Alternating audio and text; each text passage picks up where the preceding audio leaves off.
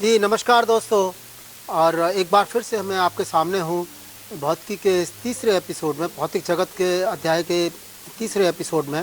पिछले एपिसोड में हम लोग भौतिकी के विचार, प्रकृति के बारे में, विज्ञान की प्रकृति से निकल के हम भौतिकी के तक आ चुके थे और भौतिकी के विचारों पर बात कर रहे थे, एकीकरण और न्यूनीकरण। एकीकरण में जस्ट एक रिपीटेशन और जस्ट एक कंप्लीटनेस के लिए मैं एक दो सेंटेंस बोलना चाहता हूँ। वो ये कि एकीकरण की प्रक्रिया में आप क्या करते हैं कि कोई छोटे छोटे ऑब्जर्वेशन लेते हैं, छोटे छोटे ऑब्जर्वेशन पर नियम बनाते हैं और उनको एक्सटेंड करते हैं बड़ी चीज़ों पर, बड़ी बड़ी वस्तुओं पर। जैसे सेब के गिरने का आपने एग्जाम्पल लिया और उसको ब्रह्मांड के सारे पार्टिकल्स और सारी वस्तुओं और सारे ग्रहों पर लागू कर दिया, तो वो एक एकीकरण की प्रक्रिया थी। इसके उलट एक न्यूनीकरण की प्रक्रिया है। न्यूनीकरण की प्रक्रिया में उदाहरण है जैसे ताप का। न्यूनीकरण ताप का है कि पूरी वस्तु का ताप क्या होगा। अब ये कैसे, पूरी वस्तु का ताप तो आपने ले लिया, आपको मालूम है, आपको एक इंडिविजुअल पार्टिकल, जैसे मान लीजिए ब्राउनियन मोशन की या मॉलिक्यूलर मोशन की बात करें, आपको पूरा मोशन तो दिख नहीं रहा है, हर मॉलिक्यूल का मोशन आपको नहीं दिखेगा। आप कैसे मालूम करेंगे कि उसका वस्तु का ताप लेंगे, थर्मामीटर लगाएंगे, ताप लगाएंगे, उस तापमान से आप 3/2 kT, एक आप आगे आने वाले अध्याय में पढ़ेंगे कि उसकी एनर्जी 3/2 kT होती है। तो एनर्जी आप T ले लिया कि एज कांस्टेंट है, बोल्ट्जमैन कांस्टेंट कहलाता है। आप इन सब के बारे में बहुत सूचना, बहुत विस्तार से पढ़ेंगे दोस्तों, कक्षा 11 में ही पढ़ेंगे। और इस सूत्र को उपयोग करते हुए आप एनर्जी निकाल लेंगे। एनर्जी, वो सारी की सारी एनर्जी स्थितिज ऊर्जा और के फॉर्म में नहीं है, वो सारी की सारी एनर्जी, उसका अधिकांश भाग उसकी गतिज ऊर्जा के रूप में है। तो गतिज ऊर्जा जैसे निकाले तो आपको हर मॉलिक्यूल की गतिज ऊर्जा मालूम पड़ जाएगी। सिमिलरली आपको आंतरिक ऊर्जाएं मालूम पड़ जाएंगी, एंथैल्पी, एंट्रोपी, जो दूसरे वेरिएबल्स हैं, दूसरे जो वेरिएबल्स हैं टेम्परेचर के, ऊष्मा गति, थर्मोडायनेमिक्स, ऊष्मा गति की कैरेक्टरिस्टिक्स के, उन सब के बारे में आप जानकारी ले सकेंगे। तो यहाँ पर आपने क्या किया कि एक बड़ी चीज़ को देखा, बड़ी चीज़ से स्टार्ट किया और आप बड़ी चीज़ से स्टार्ट करके आप छोटी चीज़ पर आ गए, छोटी छोटी चीज़ पर आ गए। बड़ी चीज़ से स्टार्ट किया और आप नीचे की तरफ छोटी छोटी चीज़ों के बारे में आपने ज्ञान प्राप्त कर लिया। तो ये एक न्यूनीकरण, रिडक्शनलिज्म की प्रक्रिया है। द सेम प्रोसेस आपकी ऑप्टिक्स में होती है, प्रकाशिकी में होती है कि आप प्रकाश के बड़े बड़े प्रभाव देखते हैं, रिफ्रैक्शन देखते हैं, रिफ्लेक्शन देखते हैं, टोटल इंटरनल रिफ्लेक्शन देखते हैं, पूर्ण आंतरिक परावर्तन, अपवर्तन, परावर्तन, प्रकीर्णन देखेंगे आगे, प्रकाश वैद्युत प्रभाव या कॉम्प्यूटर स्कैटरिंग या पेयर प्रोडक्शन या इंटरफेरेंस, जिसे व्यतिकरण, विवर्तन और पोलराइजेशन, ये सब देखेंगे आप। और इन सब को में आप बड़ी बड़ी चीज़ें देखते हैं और बड़ी से फिर छोटी चीज़ों की ओर चलते हैं। तो ये न्यूनीकरण की प्रक्रिया है। तो इस तरह से आपने क्या समझा दोस्तों कि जितने भी नेचुरल परिघटनाएं हैं, प्राकृतिक परिघटनाएं हैं, उनको कुछ संकल्पनाओं, कुछ रूल्स और कुछ कंसेप्ट्स के पदों में आपने व्यक्त कर लिया। आपने फिजिक्स के रूल्स निकालने का, नियम निकालने का और उसके स्टेप्स क्या क्या होते हैं, उन स्टेप्स को अब तक समझ लिया कि फिजिक्स में आप किस तरह से नियम बनाते हैं, फिजिक्स में किस ऑब्जर्वेशन से बढ़ते हुए, उनको लागू करते हुए और एक्सपेरिमेंट करते हुए आप आखिर तक उसको नियमों के पदों में और कॉन्सेप्ट्स के फॉर्म में किस तरह से लिख पाते हैं। इस प्रक्रिया को हमने अब तक जिक्र किया और समझा। अब थोड़ा सा कुछ अब प्योर फिजिक्स पर आ जाते हैं दोस्त, प्योर भौतिकी पर आ जाते हैं, बिल्कुल स्थूल भौतिकी पर, बिल्कुल प्योर जिसे कहते हैं गूढ़ भौतिकी। इसकी प्रयोजनाएँ हैं और इसके उत्तेजनाएँ हैं। मेरा पूरा का पूरा उद्देश्य, इस उद्देश्य में बार बार मैं कह रहा हूँ कि मैं कोई यहाँ पर न्यूमेरिकल एग्जाम्पल नहीं करने वाला हूँ, कोई सूत्र नहीं लिखने वाला हूँ इस अध्याय में। इस अध्याय में आपके दिल में एक कौतूहल जगाने का मेरा प्रयास भर है। तो उसमें इस भौतिकी के हम 3 भाग करते हैं, नॉर्मली 3 भाग करते हैं। एक भाग वो है स्थूल भौतिकी, जिसे चिरसम्मत भौतिकी, जिसे अंग्रेजी में क्लासिकल फिजिक्स भी कहते हैं। ये स्थूल भौतिकी मतलब जो कि दृढ़ पिंड, बड़े बड़े पिंड हैं, जो कि आप अपने आँखों से देख पाते हैं, इतने बड़े पिंड हैं, चाहे वहाँ से लेकर आँखों से देख पाए जाने वाले पिंडों से लेकर और जो बड़े बड़े ग्रहण हैं, खगोलीय पिंड हैं, उन सब को बीच में स्थूल कण ले लेते हैं, जो कि आपके मानव जाति के आवाज़ से मानव देख सकते हैं अपनी आँखों से। दोस्तों आपको मैं यहाँ पर एक न्यूमेरिकल नंबर जरूर देना चाहूँगा कि देखिए, आप अपनी आँख से सबसे छोटा छोटा पार्टिकल कितने साइज़ का देख सकते हैं, किस आकार का होना चाहिए वो कण। वो कण लगभग 1 मिलीमीटर का 1/10वां हिस्सा। आपकी आंख लगभग 1 मिलीमीटर का, 1 मिलीमीटर समझते हैं ना, 1 सेंटीमीटर का 10वां हिस्सा, 1 सेंटीमीटर और 1 फीट में 12 इंच का जो स्केल आपके पास है, उसमें लगभग 30 सेंटीमीटर है, और 1 सेंटीमीटर का 1/10वां हिस्सा 1 मिलीमीटर है, और 1 मिलीमीटर का 10वां हिस्सा मतलब 0.1 मिलीमीटर या 100 माइक्रॉन्स, क्योंकि 1 माइक्रॉन है 10⁻⁻6 मीटर्स का। तो 100 माइक्रॉन्स या को ही आप देख पाते हैं एक स्वस्थ आंख, इससे छोटी वस्तु को आप नहीं देख पाते हैं। तो ये स्थूल है जो कि आप अपने आंखों से देख पा रहे हैं। और यहाँ पर जैसे जो घटनाएं आप प्रयोगशाला में देख रहे हैं, पार्थिव शरीर है, टेरेस्ट्रियल पार्थिव चीज़ें हैं, और जो खगोलीय घटनाएं हैं, इन सब चीज़ों को आप देख पा रहे हैं। तो ये सब स्थूल भौतिकी के परिक्षेत्र में आती हैं। पर सारी प्रकाश की इसमें आती है, ऊष्मा गति की इसमें आती है, वैद्युत गति की, इलेक्ट्रोडायनेमिक्स इसमें आती है, यांत्रिक मैकेनिक्स इसमें आती है। स्थूल को हम मैक्रोस्कोपिक फिजिक्स भी पहले कहते थे, अब इसका नाम हम क्लासिकल फिजिक्स कहते हैं। इसका दूसरा हिस्सा है क्वांटम फिजिक्स, या जिसको माइक्रो फिजिक्स भी कहते हैं, माइक्रो फिजिक्स भी कहते हैं। पहले इसका नाम माइक्रो फिजिक्स ही कहते थे, अब क्वांटम फिजिक्स कहते हैं। पिछले 200 साल से, 200 नहीं, करीब 125 साल से, लगभग 125 साल से क्वांटम फिजिक्स कहते हैं। माइक्रो फिजिक्स मतलब उन परिघटनाओं के बारे में बात करते हैं इसमें, जिन परिघटनाओं को कि आप अपनी आंख से नहीं देख सकते। जैसे अणुओं की संरचना क्या है, अणुओं का व्यवहार क्या है, अणुओं की गति क्या है, परमाणुओं की गति क्या है, परमाणु किस तरह से कार्य कर रहे हैं, नाभिक किस तरह से कार्य कर रहे हैं, अंतर नाभिक के अंदर क्या है, नाभिक के अंदर न्यूक्लियन से आप जानते हैं। फिर अब तो हम बात करते हैं न्यूक्लियन के अंदर भी क्या है।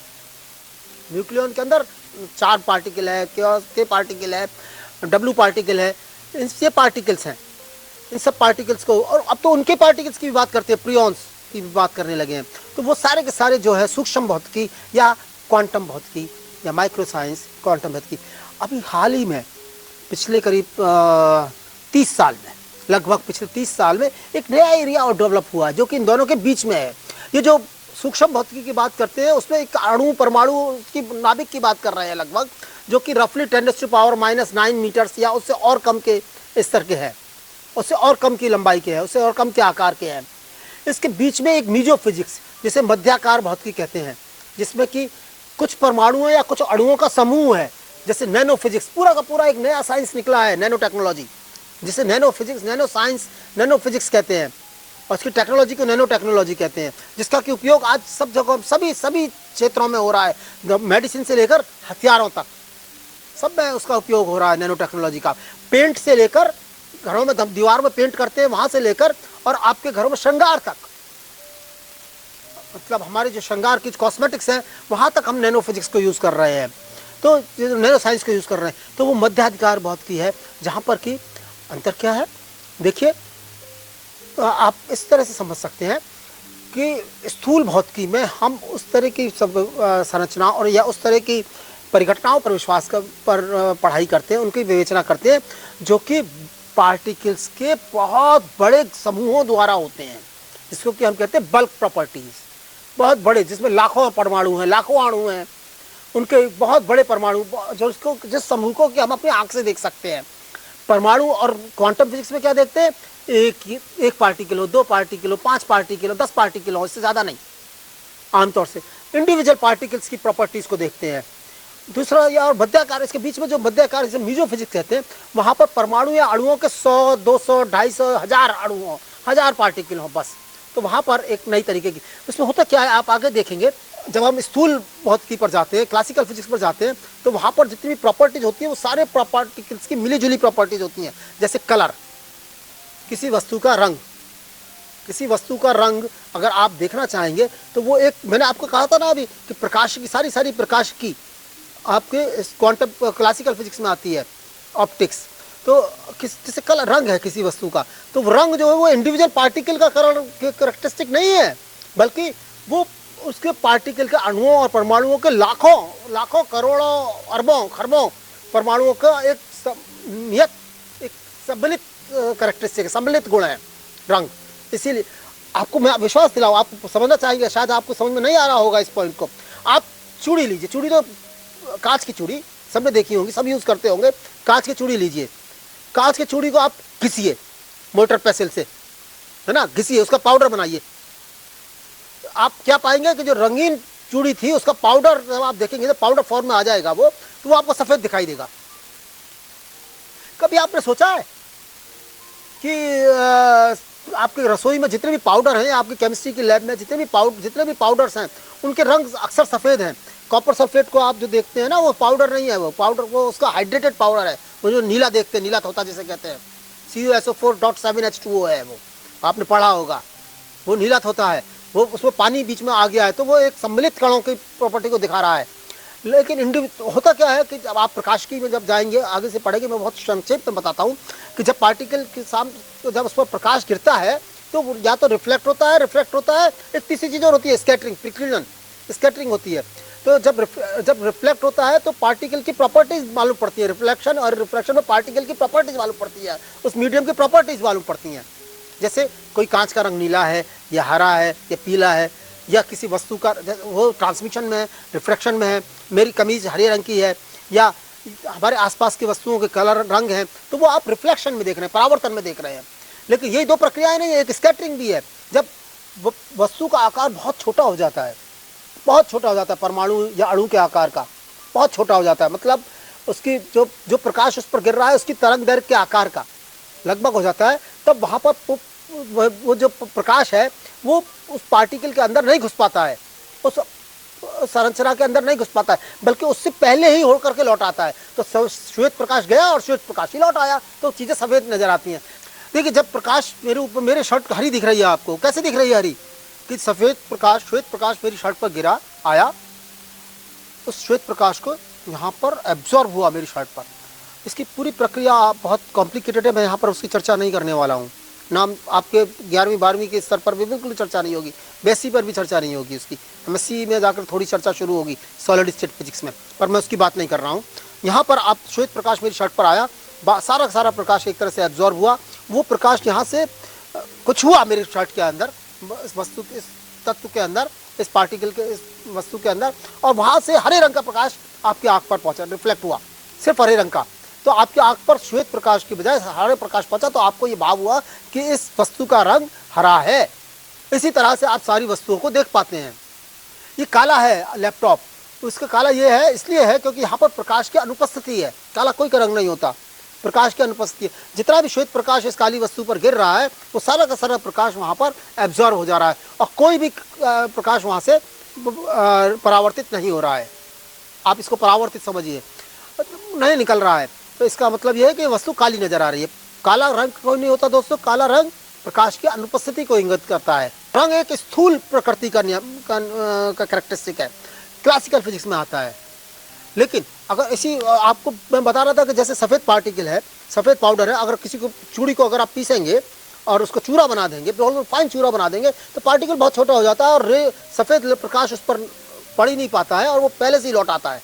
तो सफ़ेद प्रकाश गया था, उस पार्टिकल से स्कैटर होकर के पहले से ही लौटाया, श्वेत ही लौटाया, तो सफ़ेद गया था, सफ़ेद लौटाया, आपको कुछ नज़र ही नहीं आया। आप कभी कॉपर सल्फेट को लेकर के देखिए, हालांकि इस एक्सपेरिमेंट को अगर आप करें तो बहुत थोड़े कंट्रोल्ड और बड़ी सावधानी से करें, किसी बड़े के साथ साथ करें, और किसी ऐसी वस्तु में करें जिस वस्तु का आप खाने पीने के लिए एकदम से गर्म ना इस्तेमाल ना कर रहे हो, उपयोग में ना ला रहे हो। उसमें थोड़ा सा कॉपर सल्फेट जो आपको नीला तोता बाजार में मिलेगा, उसको हल्का सा गर्म कीजिए, तो CuSO4.7H2O है, वो 7H2O वहाँ से भाग जाएगा, उड़ जाएगा, गर्मी से निकल जाएगा, आपको सफ़ेद मिलेगा।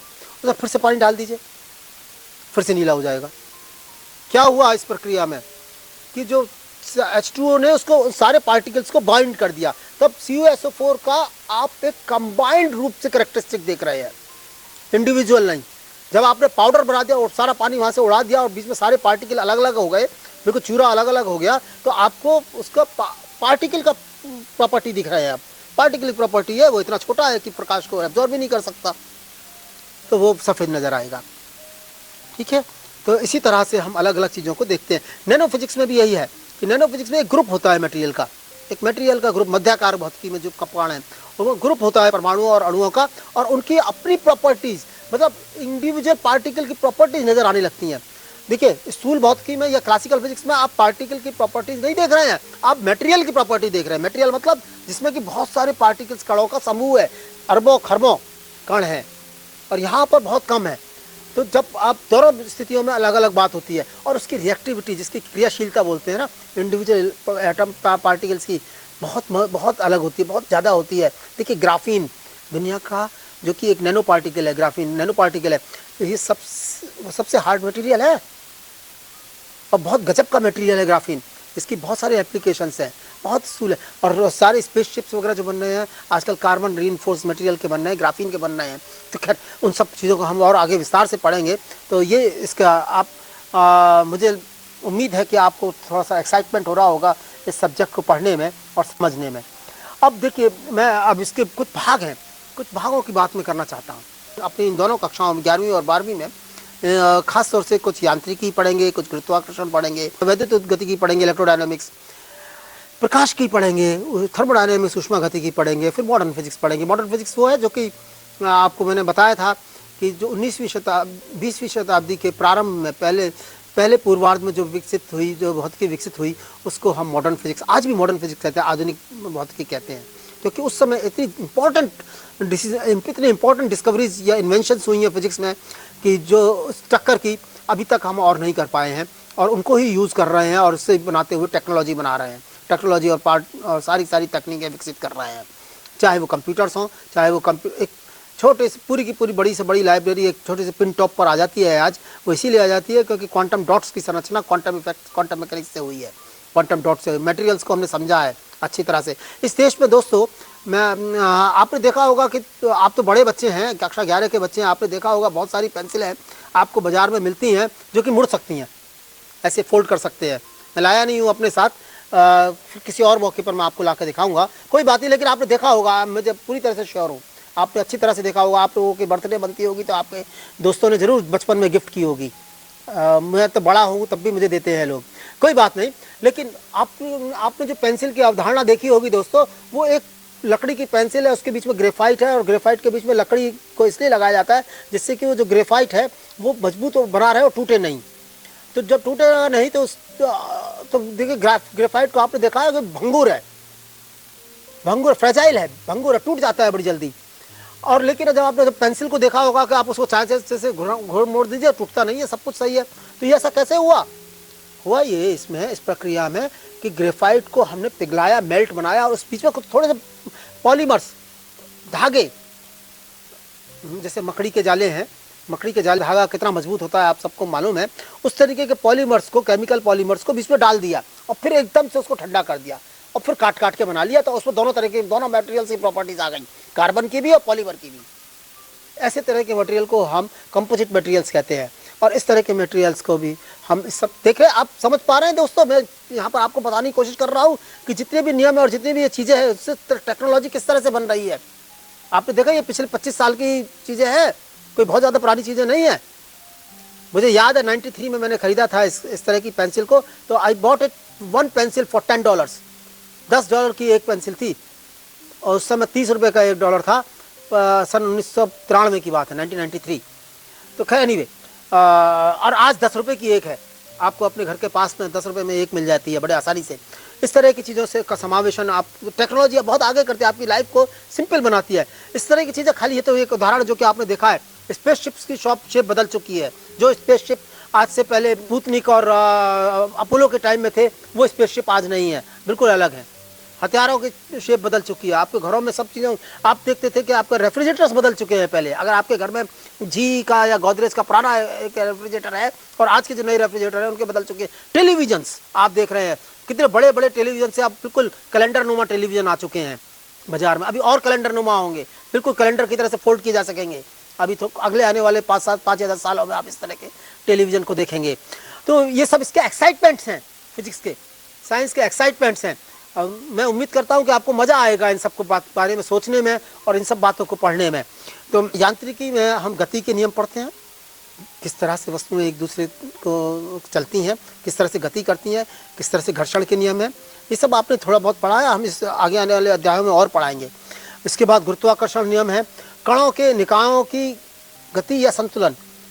कणों के निकाय हैं, बहुत सारे पार्टिकल्स हैं, बहुत सारे बॉडीज़ हैं, वो सब मिलकर के एक सिस्टम बना रहे हैं। वो पूरा का सिस्टम किस तरह से गति कर रहा है, जैसे बस के अंदर बहुत सारे लोग बैठे हुए हैं, वो पूरी की पूरी बस किस तरह से मूव कर रही है और उनमें आपस में किस तरह से संतुलन बना हुआ है, किस तरह से बैलेंसिंग है, लीवर किस तरह से काम कर रहे हैं और बैलेंसिंग किस तरह से है, किस तरह से रिजिड बॉडीज़ हैं, किस तरह से खराब मुड़ जाने वाले और विरूपित हो जाने वाले तत्व पदार्थ है। जैसे रबड़ है, रबड़ को अगर आप प्रेस दबाएंगे तो रबड़ की शेप बदल जाएगी। क्ले है, क्ले को अगर आप प्रेस करेंगे तो उसकी शेप बदल जाएगी, and so far so on. इस तरह से इन सभी चीज़ों की गति के बारे में और इन सब चीज़ों के बारे में हम यांत्रिकी के अंदर पढ़ते हैं। वैद्युत गति की पहले आज से 400 साल पहले इस तरह से माना जाता था लगभग कि विद्युत अलग चीज़ है और मैग्नेटिज्म अलग चीज़ है, दोनों अलग अलग चीज़ है। फेराडे के नियम ने ये दिखाया और लेंज के नियम ने एक्सपेरिमेंट से ये दिखाया, फेराडे और लेंजेस के नियम ने, ऑस्टेड के नियम ने इसको दिखाया। ऑस्टेड की कहानी आप पढ़िएगा दोस्तों, आपके 10वीं कक्षा की क्लास में किताब में भी दी गई है और आप अलग से भी नेट कर से गूगल करके पढ़ सकते हैं। बड़ी इंटरेस्टिंग स्टोरी है। इस इंटरेस्टिंग स्टोरी का एक हल्का सा भाव बताऊं कि एक्सीडेंट में वो उन्होंने ये इस इफेक्ट को देखा था कि करंट से या गतिशील आवेश के द्वारा कोई मैग्नेटिक फील्ड या चुंबकत्व पैदा होता है, चुंबकीय क्षेत्र पैदा होता है। ये एक एक्सीडेंट में मालूम पड़ा था उनको। तो देखिए एक्सीडेंट्स बहुत ज़रूरी हुए हैं। इस एक्सीडेंट्स ने बहुत बड़ी बड़ी चीज़ों का विकास किया है, बहुत बड़ी बड़ी चीज़ों का। हमेशा कोई चीज़ें बहुत सोची समझी तरीके से नहीं हुई हैं। बहुत सारी चीज़ें जो विकसित हुई हैं, बहुत सारे जो नियम बने हैं, बहुत सारी जो परिघटनाएं देखी गई हैं, वो एक्सीडेंट्स में देखी गई हैं। कि कोई एक्सीडेंट हुआ और उसमें उसकी विवेचना करने के लगे तब मालूम पड़ा कि एक नई घटना का मालूम पड़ा, एक नई परिघटना और एक नई सोच का विकास हुआ। तो इस तरह की घटनाओं से सब बढ़ा पड़ा। आपकी पुस्तक में बहुत सारे बॉक्स आइटम हमने देने की कोशिश की है हर जगह जगह पर। उन बॉक्स आइटम को आप जरूर पढ़िएगा। वो इम्तहान में नहीं आएंगे कोई बात नहीं, लेकिन आपके स्वयं विकास के लिए बहुत ज़रूरी है, आपकी सोच के बदलने के लिए बहुत ज़रूरी है। आप एडिसन, थॉमस अल्वा एडिसन को पढ़िए, आइंस्टाइन को पढ़िए, उलेनब्रुक को पढ़िए, बुर्चन को पढ़िए, इन सबको जरूर पढ़िएगा जरूर। खैर कोई बात नहीं। तो एक ये माना जाता था, तो जब फेराडे और लेंजेस के नियम आए और फिर बाद में कूलम का, एम्पियर का लॉ पहले से था, इन सबको लॉ को जोड़ते हुए मैक्सवेल ने 4 इक्वेशंस लिख दी और उस सब चारों फील्ड्स को जोड़ दिया। बड़ी इंपॉर्टेंट थ्योरी है भाई ये मैक्सवेल की थ्योरी। शायद जहाँ तक मेरी अपनी समझ है, मैक्सवेल के जो थ्योरी में, जो मैं अपनी विजडम के हिसाब से, to the best of my wisdom, मेरी अपनी समझ के हिसाब से वो सबसे प्रमुख थ्योरी है फिजिक्स की, जिसने फिजिक्स की सोच को सारा बदल के रख दिया। आज भी हम उसको देवता की तरह से मानते हैं, देव तुल्य है वो थ्योरी, मैक्सवेल की थ्योरी हम सभी लोगों के लिए। तो देखिए, आप देखिए, सारी चीज़ों को जोड़ना भी एक बहुत बड़ी चीज़ है। सारी परिघटनाओं को, सारी संकल्पनाओं को जोड़कर एक साथ लाना, एक सूत्र में पिरोना भी एक बहुत बड़ी चीज़ है। तो इन सब चीज़ों को वैद्युत गतिकी में जोड़ा और देखा कि आवेश, विद्युत आवेश और चुंबकत्व दो अलग अलग चीज़ें नहीं है, बल्कि एक दूसरे से जुड़ी हुई चीज़ें हैं। आज से कुछ साल पहले तक हमारा ये मानना था कि सब चुंबकत्व 2 तरीके से पैदा हो सकता है, या तो पृथ्वी के चुंबकत्व उसकी तरफ से, या धारावाही विद्युत चालक के द्वारा। लेकिन अब धीरे धीरे समझ बदल रही है और बहुत सारे प्रश्न ये अभी पूरी तरह से इसके बारे में पूरा ठोस ज्ञान नहीं है। लेकिन लोगों का मानना यह है कि धरती के अंदर भी या किसी दूसरे ग्रह के अंदर भी जहाँ चुंबकत्व देखा गया है, वहाँ पर चुंबकत्व, वहाँ पर अंदर चलने वाले करंट्स की वजह से ही हुआ है। तो दोस्तों, आपने देखा इस तरह से कि मैक्सवेल ने किस तरह से चुंबकीय और विद्युत क्षेत्रों को मिलाया और विद्युत चुंबकीय तरंग एक प्रभाव बनाया, इलेक्ट्रोमैग्नेटिक इफेक्ट्स बनाया, और उसके उपयोग करते हुए आपने देखेंगे कि सारे वैद्युत परपथ डेवलप हुए। धारावाही चालक से किस तरह से चुंबकीय क्षेत्र उत्पन्न होता है, एंटीना बनाया, सैटेलाइट्स बनाए, वहाँ से सारी चीज़ों का संचरण बताया। मैं आपके साथ आज बात कर पा रहा हूँ तो वो उस मैक्सवेल साहब की मेहरबानी से ही कर पा रहा हूँ कि उनके सिद्धांतों का उपयोग करते हुए हमने यहाँ पर इन तरंगों का, इनका यूज़ किया। उन्होंने ये बताया कि जो प्रकाश से जो किरणें आ रही हैं वो किरणें और कुछ नहीं है बल्कि उनकी प्रकृति इलेक्ट्रोमैग्नेटिक है, मतलब विद्युत चुंबकीय है। उन्होंने विद्युत चुंबकीय क्षेत्रों को मिलाया। इस सब के बारे में हमें दोनों कक्षाओं में पढ़ेंगे, 11वीं 12वीं में। इसके बाद वह है प्रकाशिकी। प्रकाशिकी के बारे में आप बहुत कुछ पढ़ चुके हैं, मैं शुरू में से बहुत सारे एग्जाम्पल भी दे चुका हूँ। तो लेकिन अब एक तो उसको जस्ट समाप्त करने के लिए कि प्रकाशिकी के अपवर्तन, परावर्तन, प्रकीर्णन, रिफ्लेक्शन, रिफ्रैक्शन, स्कैटरिंग, इन इफ़ेक्ट्स को यूज़ करते हुए हमने सूक्ष्मदर्शी बनाए हैं, दूरदर्शी बनाए हैं। उनकी क्रियाविधि को पढ़ेंगे। थिन फिल्म्स के कलर होते हैं, पतली झिल्ली के रंग, बहुत पतली झिल्ली, पतली जैसे साबुन के झागों में आप रंग देखते हैं, उस तरीके की चीज़ों को आप पढ़ेंगे। इंद्रधनुष जैसी चीज़ों को परिघटनाओं को पढ़ेंगे। उनको किस तरह से आप मेडिसिन में यूज़ कर सकते हैं, किस तरह से उसके नियमों को उत्पादन करके आप अलग अलग क्षेत्रों में, अलग अलग मशीनिंग में, वेल्डिंग में, कटिंग में यूज़ कर सकते हैं, उपयोग करने ला सकते हैं। इन सब बातों के बारे में हम जानेंगे। इन सब चीज़ों के आपके एवरीडे लाइफ में एक्सपीरियंसेस हैं। आप देखिए आँखों के ऑपरेशन होते हैं, किस तरह से होते हैं? लाइट डालते हैं ना, लाइट बीम डालते हैं ना आपकी आँखों के अंदर, लेज़र बीम डालते हैं ना, एक्साइमर लेज़र कहते हैं, जिसे डायमर कहते हैं। आप अक्सर अखबारों में विज्ञापन देखते होंगे कि एक्साइमर लेज़र है, डायमर लेज़र है, इस तरह के ऑपरेशंस होते हैं। तो वो सब प्रकाश की ऑप्टिक्स की वजह से हो रहे हैं ना। ऑप्टिक्स में जितना ज्ञान बढ़ा है हमारा, उससे हमें मदद मिली है। फिर ऊष्मागति, थर्मोडायनेमिक्स एक और अध्याय है जो कि बड़ा इंपॉर्टेंट है। इस ऊष्मागतिकी के बारे में हम बहुत कुछ पढ़ेंगे। थर्मोडायनेमिक्स, सारे इंजन, हीट इंजन कैसे डेवलप होता है। एक बात बड़ी अजीब है ये जो ऊष्मागतिकी के बारे में दोस्तों, इस ऊष्मागतिकी के लिए थर्मोडायनेमिक्स के जो रूल्स हैं, उसके रूल्स को आपने किस तरह से प्रतिपादित हुए। इसमें टेक्नोलॉजी पहले आ गई थी और रूल्स बाद में बने। जैसे हीट इंजन पहले आ गए थे, इंजन पहले बन गए थे, उसको बनाते हुए फिर बाद में विकास किया उन सब चीज़ों का हमने, और आगे परिष्कृत किया।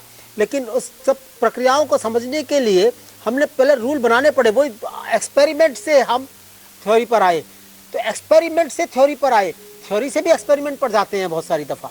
तो इस तरह का वाई से वैसा चलता है। अगले एपिसोड में मैं आपको बताऊंगा कि ये जो थ्योरी और एक्सपेरिमेंट का जो बीच में दो, मैंने आपके सामने एक ब्रिज बनाने की कोशिश की है, ये ब्रिज किस तरह से काम कर रहा है और किस तरह से टेक्नोलॉजी और साइंस जुड़े हुए हैं आपस में। साइंस, टेक्नोलॉजी, देखिए बहुत सारी दफ़ा एक्सपेरिमेंट से आपको थ्योरी मिलती है, कई सारी दफ़ा थ्योरी से एक्सपेरिमेंट मिलता है। इन सब बातों के ऊपर मैं चर्चा करूंगा आपसे अगले एपिसोड में दोस्तों। कुछ इसी अध्याय पर अभी और बात करनी है आपसे। इस सब के साथ नमस्कार।